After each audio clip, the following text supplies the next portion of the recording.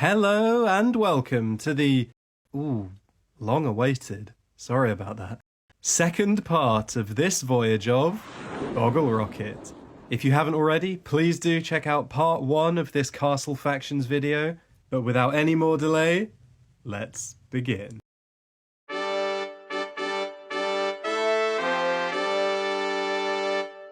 Though the Dragon Masters faction began as the Black Knights, confusing I know, but more on that in a moment, there's a real-world British region we haven't spoken about yet.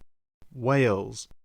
The country's flag bears the well-known red dragon, but the emblem of a white dragon was actually adopted in England. As these two countries warred for territory during Britain's tumultuous formation, the Welsh could certainly be the inspiration for the Dragon Masters.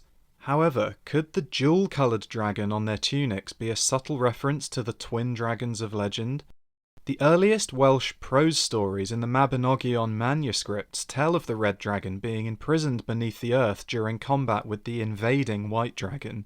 When the warlord Vortigern's attempts to build a tower on the site fail, a young boy sent to him as advisor orders the foundations excavated, releasing the twin dragons. The real-world site, called Dinas Emrys, has become a symbol of Britain's battles for independence, and in the legend, the boy advisor's soothsaying abilities were revealed, and he was given a name you might have heard before. Merlin. I wonder if a wizard like the one of Arthurian legend shows up in the LEGO Castle theme alongside the Dragon Masters at any point.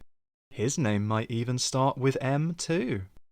Back to the LEGO, but thank you for indulging my little tangent, which I think you'll agree grounds the castle theme even more firmly in myth and legend than everything else discussed so far. The set titled Black Knight brought about a new kite shield emblem for the faction, which doesn't look much like a dragon at all on account of its predominant red beak.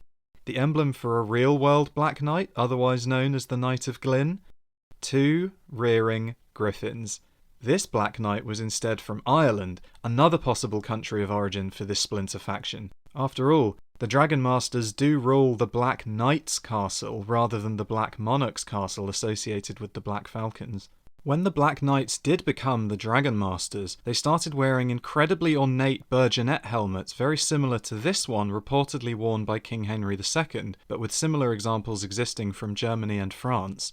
I mean, the dragon as a symbol itself is much more associated with Scythians, Persians, and even as far afield as Asia, still strongly associated with dragon imagery today. This overseas origin might explain why the Dragon Masters have quite a few ships to their name, and solidifies them as another faction rooted in real-world historical regions.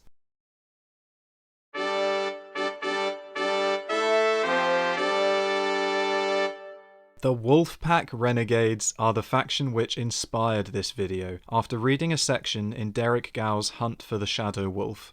Criminals and outlaws were historically associated with being wolfish, and their emblem, along with the Lion Knights for the reigning monarchy, is one of the most appropriate and steeped in real-world folklore. 12th century townships often had entrances termed the Porta Lupus, or Wolf's Gate, where prisoners were made an example of, often wearing wooden wolf masks. Aligning perfectly with the Wolfpack Renegades, a traditional sentence for outlaws wanted dead or alive was to let them bear the wolf's head. It seems the Renegades gladly adopted the emblem themselves in fierce defiance of the ruling class. Beyond that, think of the type of common medieval Christian imagery we discussed with the Lion Knights. Wolves among sheep. Independence. The faction in name and deeds remains separate from the ruling Lion Knights or invading Black Falcons. It just naturally fits. We think of wolves as living in caves or dens, stalking through forests, hunting hapless prey and forming tight bonds wary of outsiders. In our literature from a young age, they are a source of danger met on the road as we travel. They work excellently as a symbol for marauders like the Wolfpack, but the creature is also dripping with documented fairy tale depictions to support this choice. I think the rich air of mystique held by the images in our minds when we hear the word wolf are the reason the Wolfpack, despite so few sets to their name, remain one of the most treasured castle factions.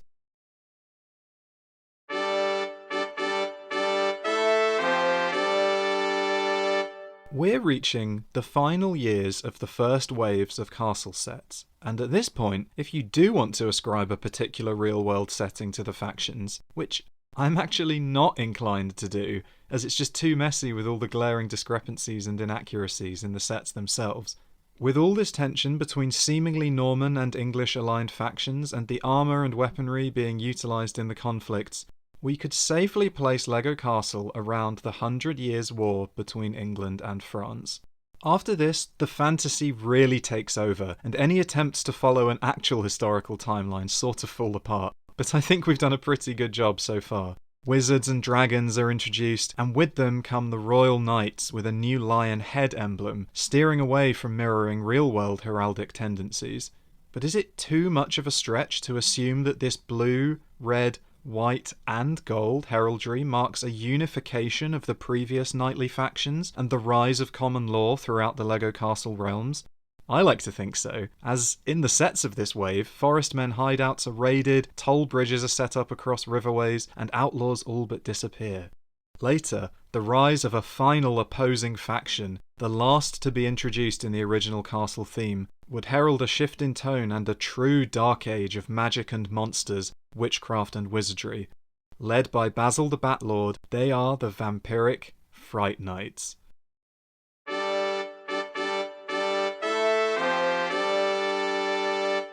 The bat was naturally chosen by LEGO as an emblem for its occult associations, but where do those associations themselves come from in real-world culture? You probably already have many works which spring to mind, the foremost of which is almost certainly Bram Stoker's Dracula, which popularised folklore already prevalent in Slavic Europe. As far away as Africa, the bat's nocturnal nature is associated with witchcraft and the devil, but let's stick to the geography of LEGO Castle for now. Shakespeare associated bats with witches in the iconic Hubble Bubble speech where wing of bat is added to the cauldron, and earlier Dante wrote that the devil's wings had no feathers but texture like a bat's. In 1332, Lady Jacaume of Bayonne was charged with witchcraft after a crowd of bats was seen about her house and garden. Indeed, witches also feature in Fright Knights sets, followed by groups of the winged creatures. As for a possible region of origin, well, the only place which has historically used bats on its heraldry, and specifically with wings open facing the viewer, just like the Fright Knights, is Spain, another region which isn't associated with any other faction we've already discussed, so maybe this does fit. The Fright Knights are obviously the furthest from historical accuracy yet, and their symbolism could just have been chosen purely because it's universally recognised as spooky. But those associations don't spring up from nothing. Centuries, even millennia, of fiction and legends fuel these depictions in our minds and popular culture today.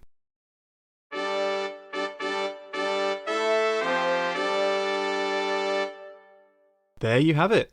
A treasure trove of symbolism and history hiding beneath the iconic emblems on those LEGO shields.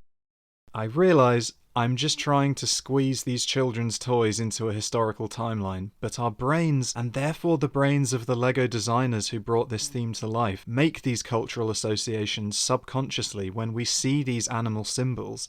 This has been further strengthened in the modern zeitgeist in no small part by more recent fantasy offerings like the houses in Harry Potter and Game of Thrones. How do you know, when you see a lion, that it symbolises bravery, or that a wolf symbolises cunning? In this video, I hope I've been able to answer that by illuminating some of the history behind the imagery and linking it to an iconic LEGO theme that means so much to so many of us. Greatly aided, in my opinion, because of that imagery. Really, with LEGO Castle, it's the sets themselves which confuse things in terms of true historical accuracy, with armaments evolving and regressing at odds with the real-world timeline, though I think we can chalk up things like twin-mounted crossbows, fire catapults and dragon-proud ships to play value and artistic license.